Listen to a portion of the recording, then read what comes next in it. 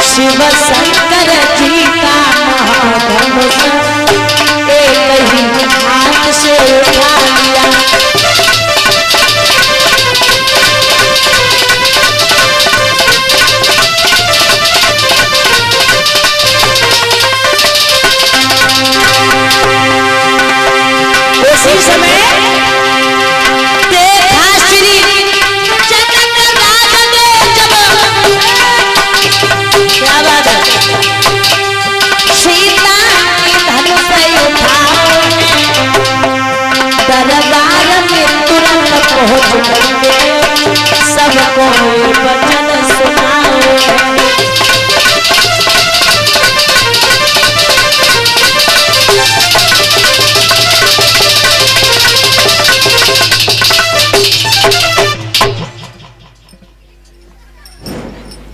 महाराज ध्यान रखना, आज जिस समय उस धनुष को सीता जी ने उठा लिया तो देखा जनक राज ने के सीता ने धनुष को उठा लिया। उसी समय प्यारे ध्यान रखना, आज पहुंचे दरबार में और ध्यान रखना दरबार लगाया, पत्र लिखा। पत्र में एक ही बात लिख दी, क्या?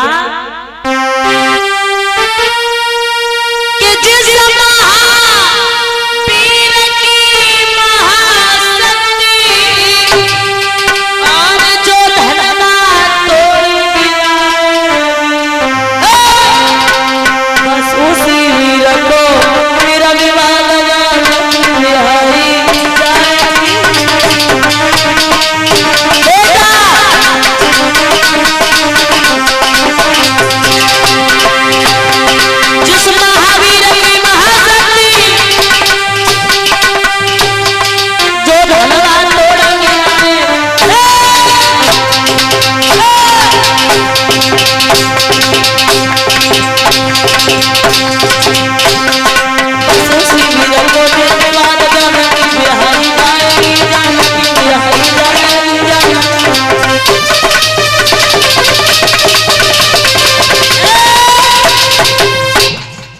ध्यान रखना महाराज, आज क्या किया है? पत्र लिख दिया और पत्र दूर दूर पहुंचा दिया। एक ही बात लिख दी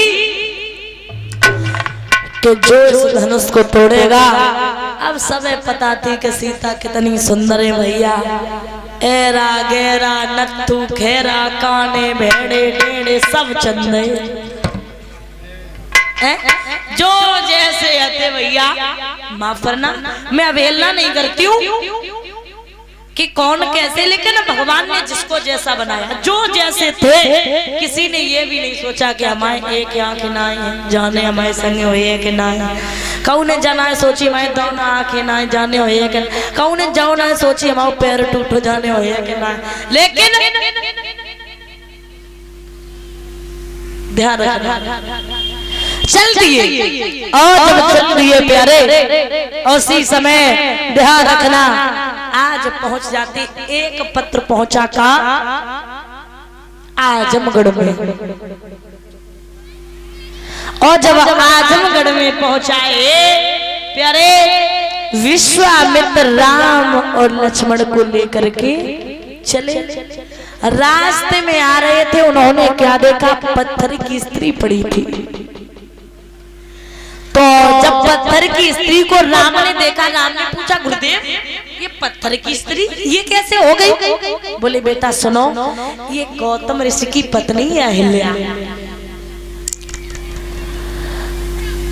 महाराज जवाब दिया कि ये गौतम ऋषि की पत्नी अहिल्या, ये बहुत सुंदर थी, लेकिन इनके साथ इंद्र छल करना चाहता था, लेकिन छल नहीं कर पाता था।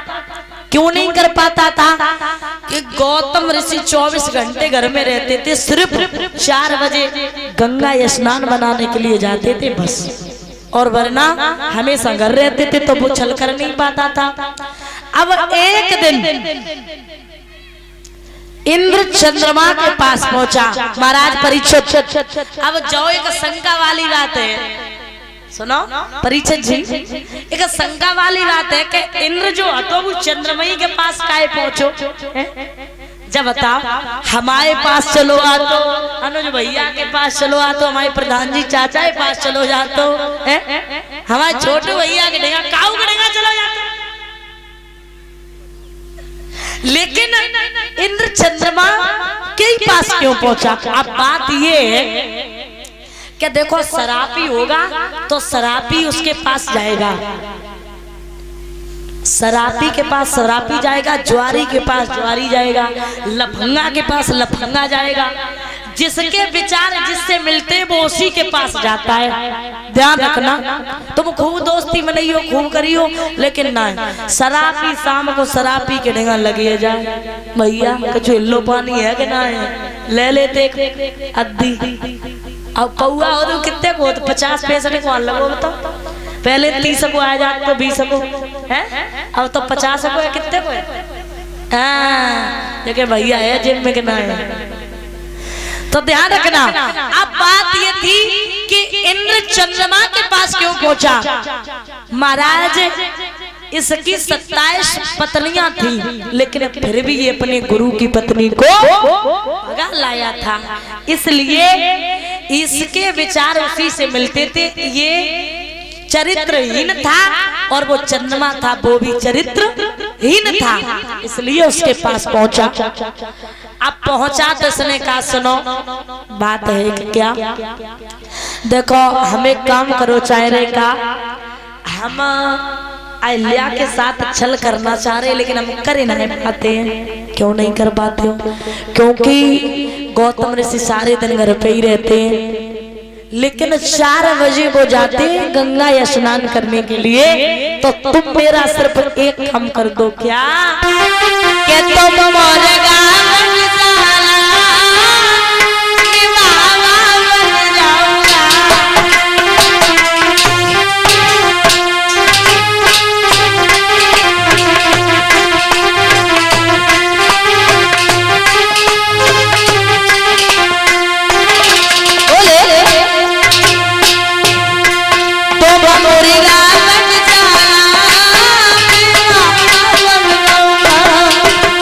मोरेगा